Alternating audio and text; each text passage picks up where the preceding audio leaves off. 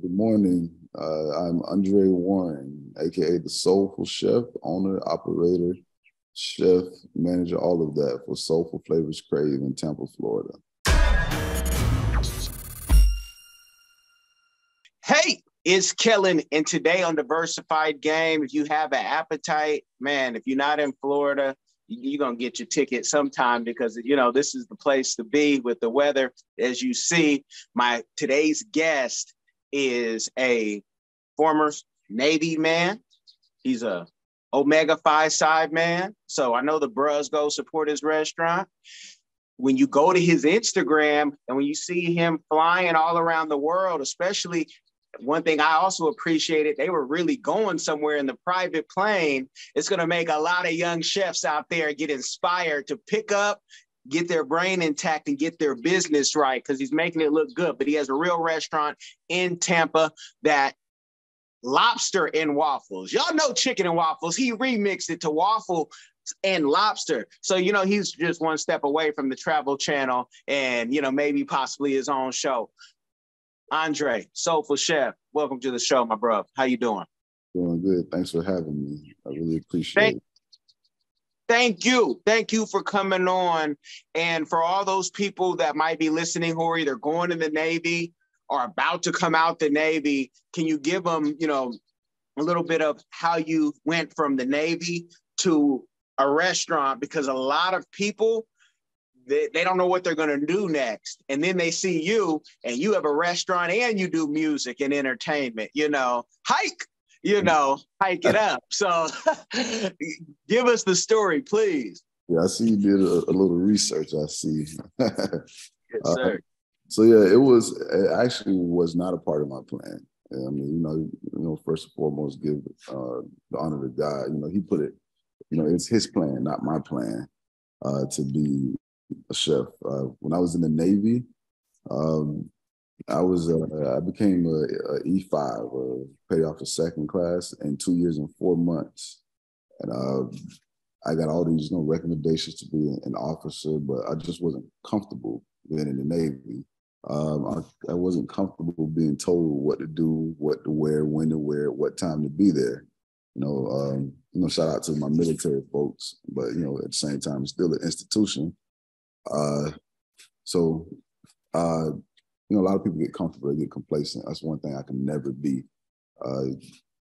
So I decided when my 4 years came up, I decided I should go ahead and not re-enlist. What motivated me to get out was not owning a restaurant. It was actually becoming the bros. Remember Omega Psi Phi, when I was told the chapter was coming back at my school at the University of South Florida, Upsilon Delta chapter. So that plus the fact that I knew that my salary had a cap at E5. I couldn't go no higher. So I was like, I would like to make more money. I would like to do something that's uncapped. And I was thinking entertainment since I DJ.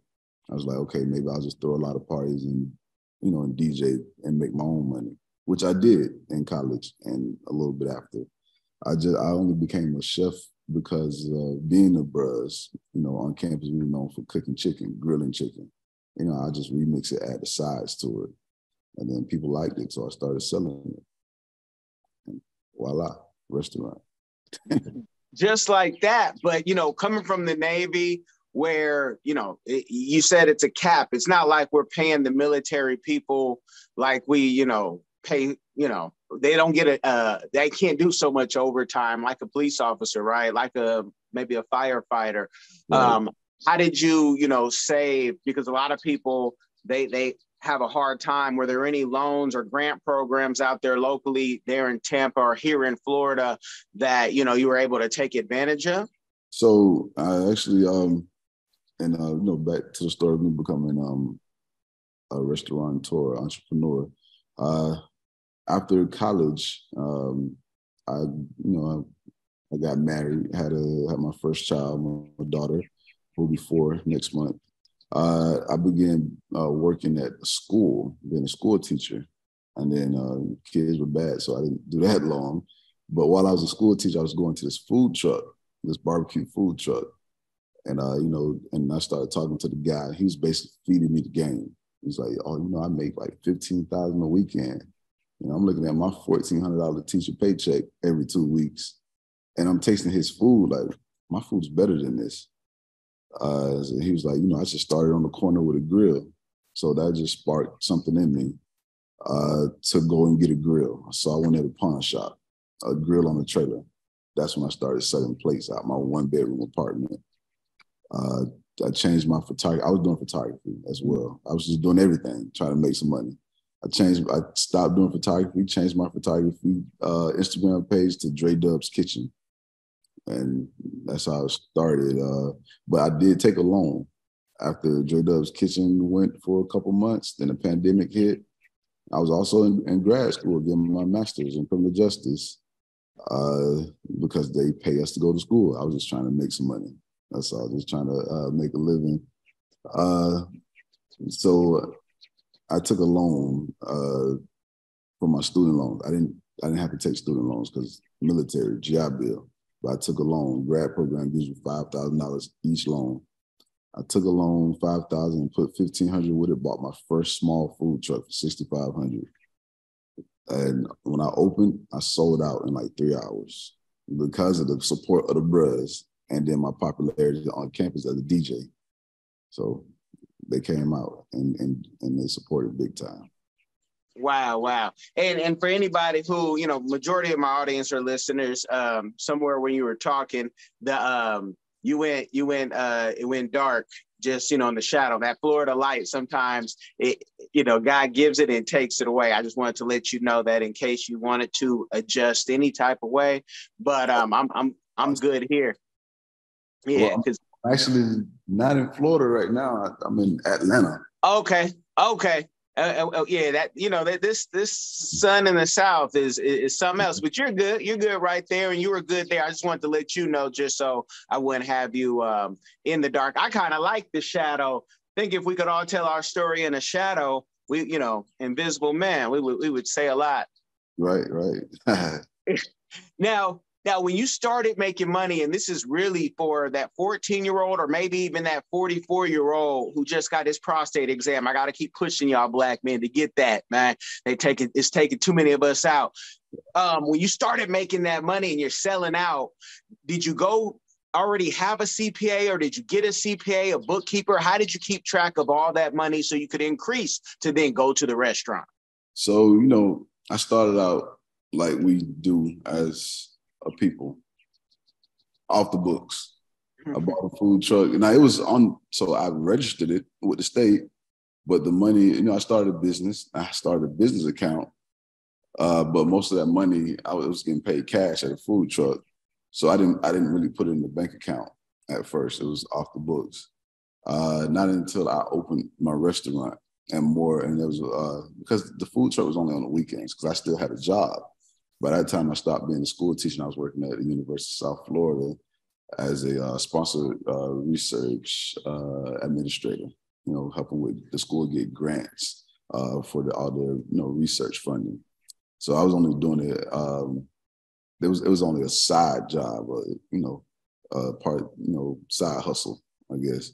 So that money, side hustle money, go in your pocket. It doesn't go in your bank account that you file taxes on because it's just extra. Yeah. So it wasn't until I got the restaurant, the restaurant. So that weekend wasn't enough to fund the restaurant, but I have a friend, Janoris Jenkins. He believed in me, NFL player. He's like my brother. So that's when he made a generous investment into my first restaurant, and also the second. He just keeps making investments because he believes in me. Let's brag on him real quick, because a lot of people have ideas, and just so you know about me, I'm a consultant, and whatever title they want to give me, but every day somebody's saying, hey, you have money, and I'm part of a venture fund here in Florida, right? I'm a small member, so nothing, nothing special, but people are always asking for money. But you had a friend. A lot of times people say, oh, my friends and family, they don't believe in me, and I say, did you even ask? Why are you asking me before you ask somebody who's known you your whole life? Did your friend come to you, or did you have to go to them? Just talk about that story a little bit. So what it was, like we were friends, not where we still are. As a matter of fact, I'm in his house right now. You can see this Okay. huge mansion I'm in. uh, so we're great friends, and I was telling him about we talk about everything. So I'm telling him about my food truck because he cooks as well, and he thinks he can cook better than me. Uh, I was just like, it's going so well. I was like, I want to start a restaurant. Uh, and I told him I need funding, and I asked him, what do you think about that? He was like, I see you doing good. You're doing numbers because you're telling me every weekend that was selling out so fast. I wouldn't mind helping you. Just send me a business plan, send a proposal. Because when you have money and you have a lot of friends back home coming from the small town we're from, everybody has a hand out asking and saying, oh, I got this business idea, but nobody has a proper plan. So when I sent him, I think I was the first person to ever send him a proper business plan and a proposal. And, he read it over with his people. And because when you he was what's it called? What's the All-Star game for the NFL? The Pro Bowl. When you're a Pro Bowl player, you make a lot of money. You got a lot of financial people. You can't just send money out your account. So they were just making sure he's making the right decision. And he told him, hey, this my brother, I got him. And he's good. So after I sent him that proper business plan, and I mapped it out, mapped out what I could make in the next 6 months, the next year. I mapped out all the expenses, how much the furniture will cost, how much the raw materials cost, the lease, everything. So I gave it to him detailed, and they approved it. He approved it, and he gave it to me with no problem. You said so many jewels in that. The fact that I have a friend, but I still had to give him a business plan.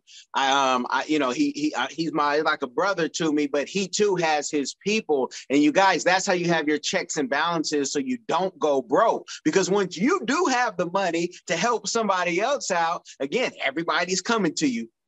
Everybody's a cousin, a distant cousin or a close cousin, but we don't always have, we have, foggy glasses when my auntie or somebody is saying they want to do their dream. So so many jewels in that. I hope you guys listened and heard that, because you can't just give money out. You'll go broke. I don't care how much money you think you have right now. Can you talk about probably the hardest part of owning a restaurant and having consistent team members that show up, help you not just open up, but close and everything in between? Talk about how you put that team together. So yeah, that's the hardest part, and that will forever be a struggle because right now I'm the chef.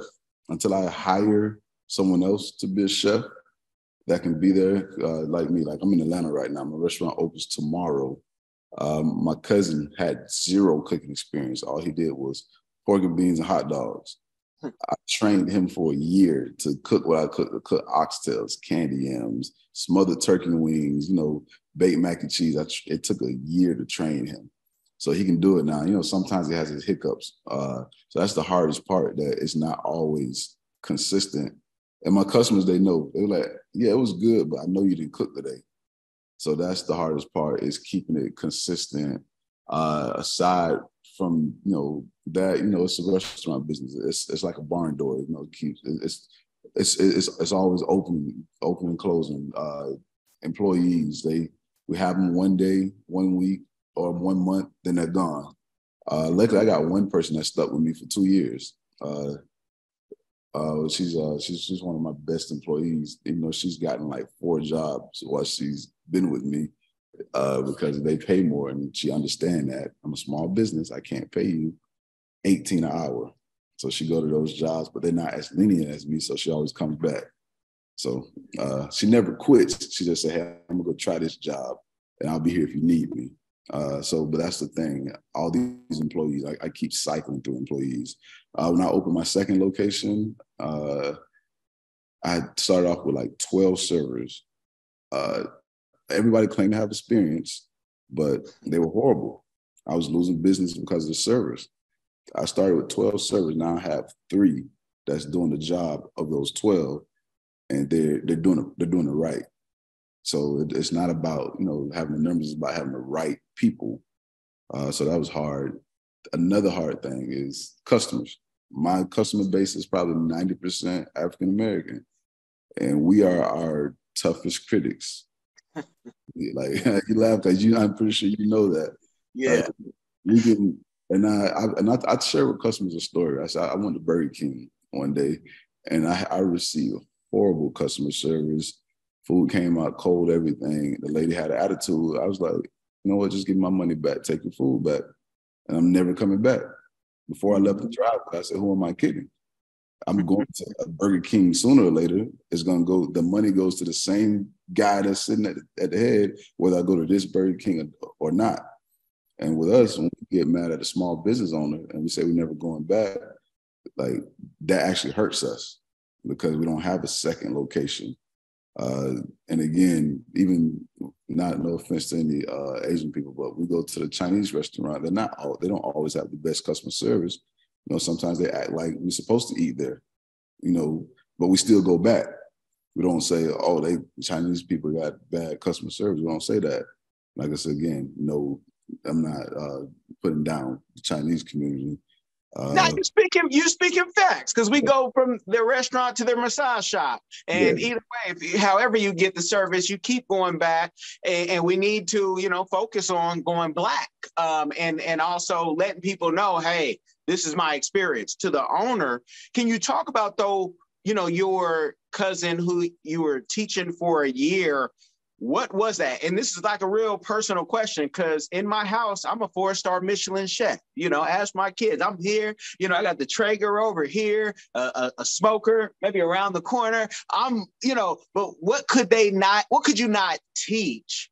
You know, the consistency of cooking. A lot of people, men and women, need to hear this because, you know, that's an art. It's a real gift. I think what I couldn't teach was ownership. That's what I teach because like I feel like he didn't take ownership, because when you take ownership into the restaurant, you're making sure everything that goes out is perfect. And that's what I tell him. I tell my cousin, I tell my customers, I want you to look at that plate before you send it out. Tell me, would you be mad if you got that plate? If you paid $30 for this plate? So I'm just trying to teach everyone ownership. My cousin, the girl that worked for me for 2 years, any other employees. Just take pride, because I don't treat my employees like employees. I treat them like family. Like we hang out, take them to the club. Like you can't go work at Chick-fil-A and they gonna take you out to the club and buy you a bottle for your birthday. So you know that's just you know, I try to instill like a sense of ownership in them. Hey, this is ours. You know, the better the food go out, the more the servers will get and tips, and then the servers will tip the kitchen out because the kitchen, hey. I have one server. He goes back there to the kitchen. Hey, you guys are rocking. You're doing a good job. You know, and he try to motivate them, and he motivates me. He tells me, "Hey, I thank you for giving me the opportunity, man. You changed my life." So you can teach someone how to cook. You can teach them whatever, but if they don't have that sense of ownership, it's not going to be made with love. It's not going to be made with soul. You know, I'm called soulful flavors. Like if you don't have that sense of ownership and passion in you, it doesn't matter. You're putting some ingredients together. And that's the part right there. That key word, man. Go love, everything in love. There's certain music I won't even listen to when I'm cooking because I gotta put the love into. I mean, it's a real session, right? Yeah. It's often you know, somebody ask about me, it's gonna be, it's that. It's a love making session with the food. Just to get everybody, you know, in the mood. I got responsibilities at night. Keep it tight.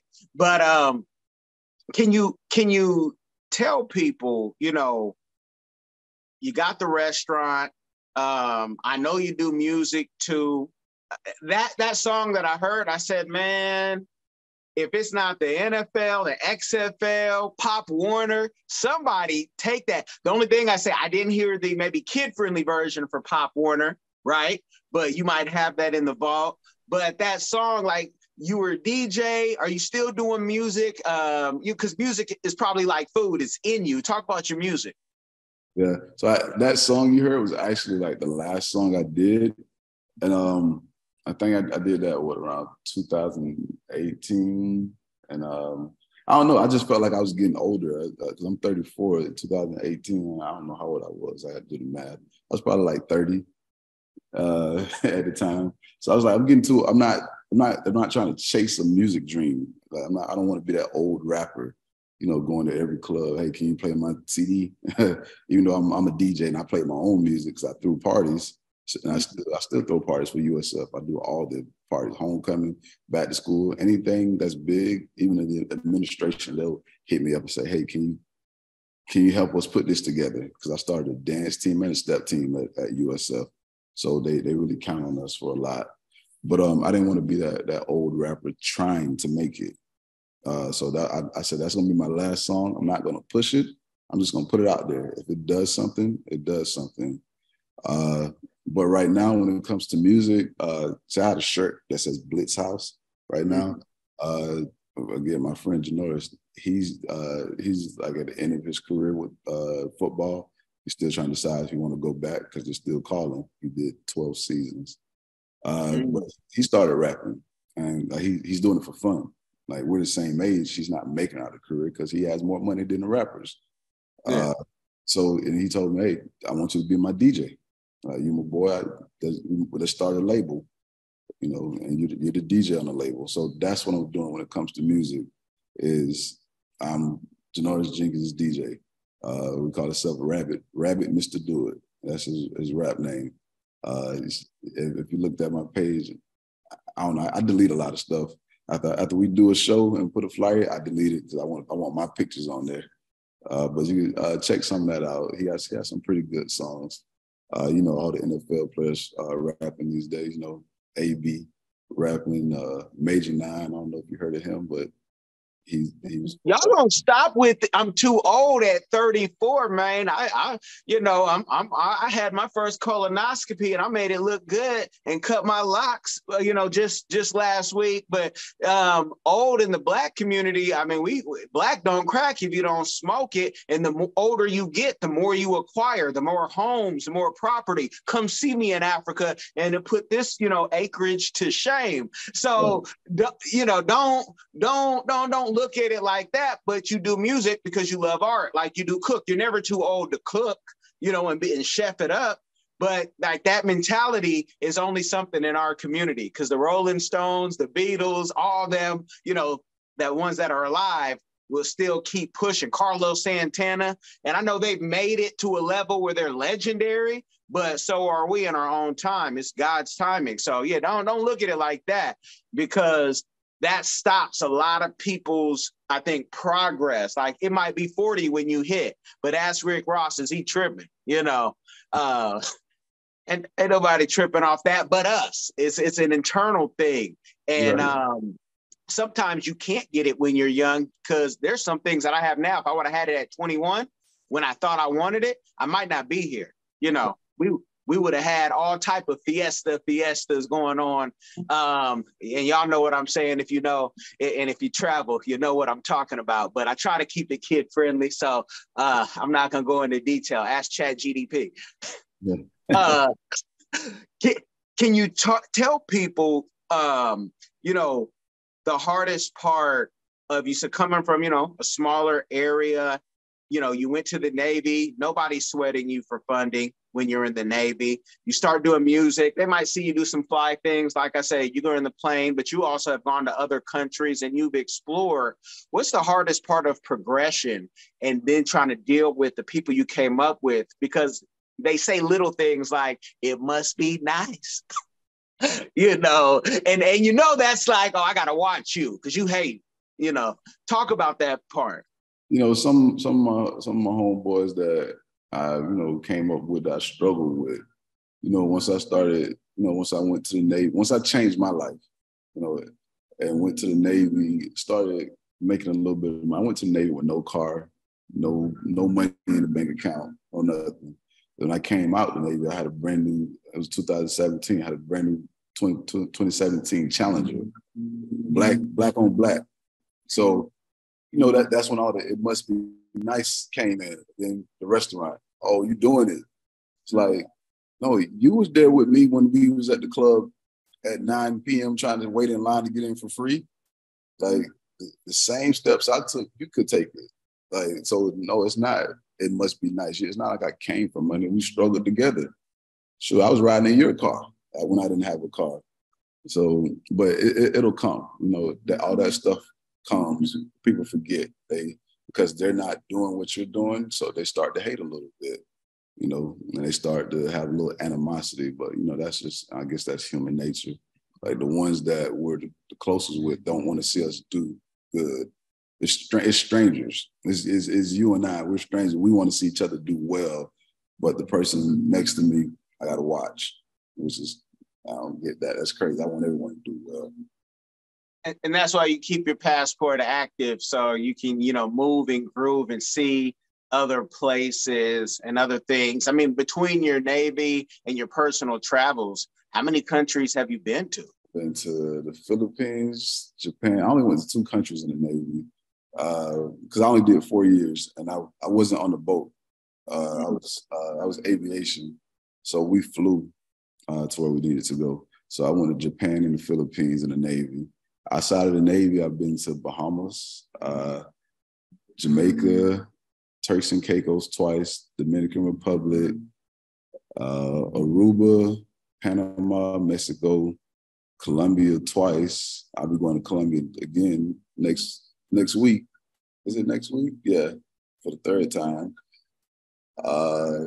So Jamaica twice. Where else I've been? I feel like I'm missing something. I got to think. I have to look at my passport. I've been Alaska twice.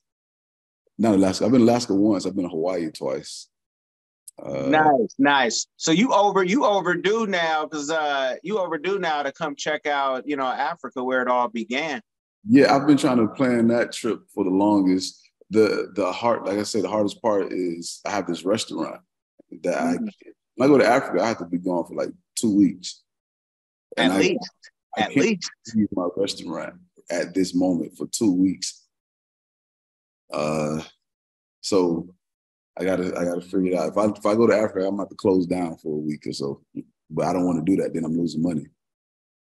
Yeah. So, are those, you know, maybe your cousin has perfected 3 dishes and we only serving these 3 dishes for the next, you know, hey, that's it. Listen, we can, our chicken wings, oh goodness, the Hennessy wings, I believe best in the nation. So we can sell that alone. But my oxtails customers love those oxtails. They love those, the turkey wings. So they'll be mad. Like, if the customer come in and we're out of mac and cheese, they want to cancel the whole order because we don't have the mac and cheese, you don't have the collard greens, cancel the whole $150 order just because we don't have the collard greens. So yeah, I'll make a little bit of money if I just sell these 3 dishes, but yeah, they'll be mad. They're not coming. Here's a crazy idea, because I have clients and we take people on trips, and we brought like groups of 30 to Africa a few times. We're doing one in October in Ghana, right? But if the audience will be mad, maybe you need to take them with you. And they need to sign up on a culinary tour, because when you go explore other things, you get new ideas and you say, oh, wow, I could do this. You know, when you go to Cartagena and you go to, what is it, Dos Soros, I think it was, and they bring that big fat lobster out for you and that big fish, and you say, man, why our fish look so small back home, right? But it's the same thing for Africa, where it all began. But you got something there. And I just think that for a chef, you know, I can see it. I can see you seeing what others see and say, oh, okay, I'm going to bring this back and I'm going to put my own little remix on it. And it's going to be like, okay, you're the only one doing it in your area, maybe in the whole state. Because I eat up next time I'm cut to Tampa, I'm coming to the restaurant for sure, because I'm a foodie. I'm 200 pounds for a reason. I know y'all look solid, but that's the Peloton. That's the Peloton and prayer. Can you talk about, with the restaurant business, how interested you are in AI, and even like, you know, with the robot serving people? I haven't been to a restaurant yet that's done it, but I have seen it. Is that something that you even want to replace people with robots in the future? Maybe even yourself? Well, you know, for the simple fact that, before I get to that, let me just go back a little bit. you say, traveling and learning, taking something back with you, put my own spin on it. For business tax purposes, all my trips are to learn something new for the restaurant. Yeah, I got you. I got you. But honestly, I haven't put thought into the AI thing. I see, all these kiosks. Actually, one time I had one thought of putting a kiosk when my service was doing so bad. All those 12 that I let go, and I got 3. I was like, what if I just put a kiosk there and people pick their food? Yeah, it'll take away the personal encounter part of it, but at the same time, they won't be able to say they received bad service. But again, us as Black people, that's the first thing we're saying is, oh, they have bad service. They're rude. You feel me? The Black girl at the desk was rude. So I was like, to take that away, what if I put a kiosk there? And I just, because I went to this place in Oakland, it was a soul food spot. And we sat there, we ordered at the kiosk, paid at the kiosk, then they brought our food out. Wait, in Oakland? Yeah. Downtown. Oakland, California? Yes. Oh, where was it? Like Soulfully Vegan? Who got a kiosk in Oakland? I'm from the town. I can't remember the name of the spot, but it was downtown. In Jack London?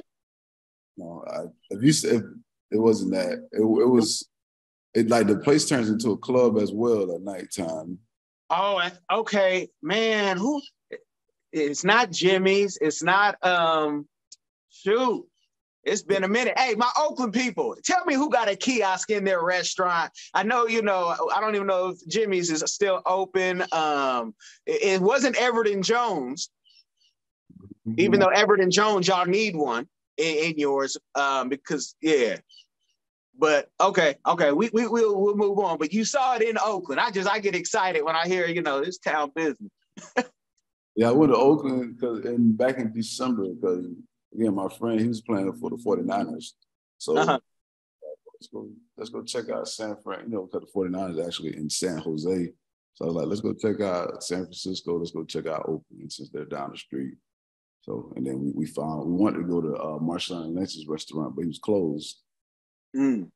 So we just Googled another. So, because we shop locally, we love supporting Black business. So everywhere I go, I have to go and eat at a Black-owned place. Shop when I go to Houston, I go to Soul Lounge Houston. That's Black-owned. Yeah. I support us. I am a Black business owner, so I support others. Man, we got to, and every other community does the same. So if anybody, who's not at the community say, man, what happened to unity? And, it's all unity, but we also have to unify with our history in this country and globally. Yeah, we have to work on that. And our people still aren't understanding that you need, instead of going to whatever restaurant, I'm going to go give you some money. Plus, you're going to cook it the way I'm accustomed and put the flavors and the seasonings that I'm accustomed to, because salt and pepper just don't do it. Tell the people a community give back that you are doing or one that you would like to do in the future. So I am a part of Omega Psi Phi Fraternity Incorporated. We do community service all the time. But have I done it with my restaurant as of yet? No, I haven't, but I want to do something. It's not really a community give back. I wanted to do something where, like, one kid eats free. I don't have any kids meal on my menu, but I want to add a kids meal, and for each adult that comes in order, I want to give back a meal to a kid. But other than that, if like a homeless person come around the restaurant and it's the end of the night, I'm not throwing that food away, because I'm not using it for the next day. So I give it to, this homeless guy, in Tampa. It's a lot of homeless. So, and they come around the restaurant a lot. So we pack up the food and we do that. I wouldn't say that's a big community service. That's just, I wasn't raised to throw away no food. So, yeah. So no, that's necesito. There's an organization out here that actually picks up food from the restaurants and then they decipher it to, the people in need. And we all need that. And restaurants need to have some type of like government legislation. Well, there kind of is and isn't, from what I'm told by that organization, where you can't be sued in case something happens, right? But that needs to just be like, so much food is thrown away from restaurants to, grocery stores. So that's a beautiful thing that you're doing. That's definitely a give back. We need to make it a tax write-off. I guarantee you, every restaurant, nobody would go hungry. Everybody would be giving away the food to the homeless. If we could write it off. Yeah. The government, what the government says, because we've pushed this in other states and other places, and they're like, well, then people they'll play a game and do more. I said, so you think people will make more food just to throw away because of a write-off? Stop it. I can tell you're disconnected from the community you say you represent. Because I still got to pay for that food initially. Yeah, it doesn't make sense. But again, those people at top, we vote them in and we get sometimes what we deserve in the efforts. If we don't vote at all, it's better to put your own name in there sometimes, y'all. But at least you are making some type of progress. I want people to go check out your restaurant when they do visit the beautiful city of Tampa. You guys, he's closed on Monday and Tuesday. So don't come on a Monday, Tuesday saying, hey, it wasn't even open. And then try to put on Yelp it's not open. But he is open Wednesday and Friday from 11 to 10 p.m. and Saturday, 11 a.m. to 9 p.m. and Sunday, 12 p.m. right when you get out of church to 8 p.m. And make sure you come early because I bet the mocktails go quick. Oh my goodness, quick.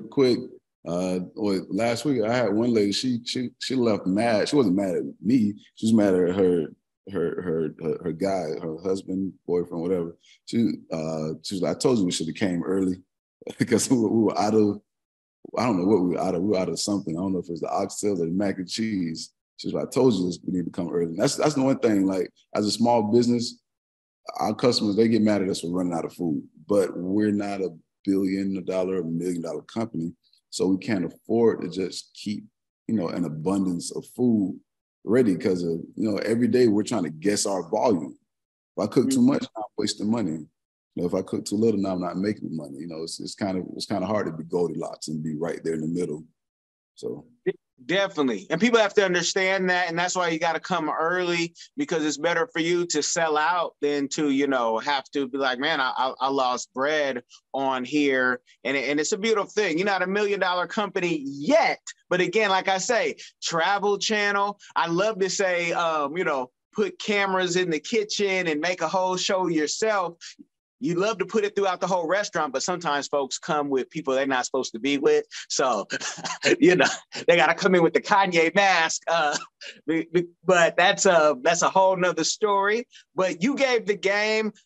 Next time we talk to you, I hope to hear maybe you have a podcast coming up of your own or even a book to show how you did it, because there's even some people on the ship right now in the submarine or even in the jail cell or school who can read that story, be inspired, and step by step say, yo, he did it. I can do it following these steps. And that's what we need more of. So any last words you want to give to the people, please share and let them know online and offline where they can find you. Well, definitely. Again, when I got out of the Navy, my plan was not to be a chef. It was not to be a restaurant owner. It was not to be a father. I just wanted to get out, go pledge Omega Psi Phi, and be out with the brothers. But like I said, God had other plans for me. Started just cooking. So whatever you do, and let the people choose it for you. Don't choose it for yourself. Let the people choose it for you. Because this wasn't my path. Like I say, God chose it for me. The people chose it. So I just stuck with it. I just listened. So whatever you do, just watch out and listen and go with what the universe has for you to do. But other than that, you can follow me on Instagram at Soulful Flavors Crave. It's on Facebook as well. It still says Soulful Flavors Seffner. That's my last location. They won't let me change the name. On my personal page, DJ Dre Dub. So I'd like to thank you for having me. I know it's noise in the background. That's the maintenance people doing the yard outside. I see you got your pool view. Can I show my pool view? Please do. Yes. We love to see the pool is necesito in this hot South. So yeah, wherever we at, we got to have the pool. I live in the country of Palm Beach, so I don't know if you can hear the roosters over here, my neighbor's roosters. The other one is doing his daily routine of shooting. What part? I'll say it. It's everybody out here is on, acres of land, or at least over an acre. Woo-wee! Yes, that's what I'm talking about. Yeah, you can stretch out. You look like you can shoot on that property. Oh yeah. We actually, when my friend bought it, I gifted him an AR-15 so he can shoot on. So he made a gun range. So, yeah, I love it. I love to see us. Oh, that's beautiful. That's beautiful. That's goals. That's goals right there. You guys. I'm actually from Palm Beach County. You ever heard of Pahokee, Belle Glade? Yeah, I heard of Belle Glade. Hold on, y'all. The best game is always told offline, you guys. We're going to share this game with you. I thank you for tuning in. Make sure you share this with someone. Y'all be blessed.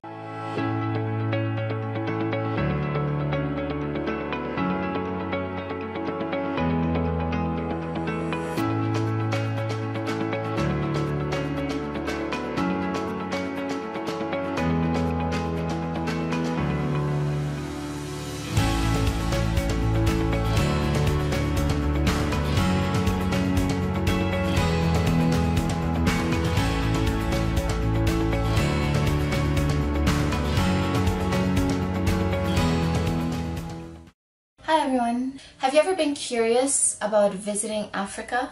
Which African country were you interested in? Kenya, Nigeria, Uganda, South Africa, Ethiopia?